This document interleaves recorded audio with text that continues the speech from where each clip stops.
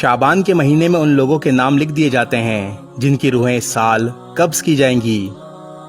حضرت عائشہ صدیقہ رضی اللہ تعالی عنہا سے روایت ہے کہ میں نے رسول اللہ صلی اللہ علیہ وسلم سے دریافت کیا، یا رسول اللہ، آپ اس ماہ شعبان میں اس کثرت سے روزے کیوں رکھتے ہیں؟ آپ صلی اللہ علیہ وسلم نے ارشاد فرمایا، اس مہینے میں ہر اس شخص کا نام ملک الموت کے حوالے کر دیا جاتا ہے جن کی روحیں اس سال میں قبض کی جائیں گی، لہٰذا میں اس بات کو پسند کرتا ہوں کہ میرا نام اس حال میں حوالے کیا جائے کہ میں روزے دار ہوں۔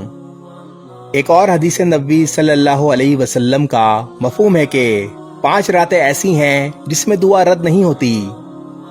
نمبر 1، جمعے کی رات یعنی جمعرات اور جمعے کی درمیانی شب۔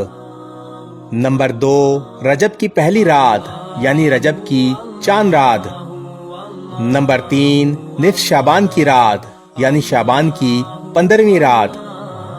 نمبر 4، عید الفطر کی چاند رات۔ اور نمبر 5، عید الاضحیٰ کی رات یعنی ذی الحجہ کی 10ویں رات۔ اللہ تبارک و تعالیٰ سے دعا ہے کہ اللہ ہمیں ماہ شعبان میں رمضان المبارک کی تیاری کرنے کی توفیق عطا فرمائے، آمین۔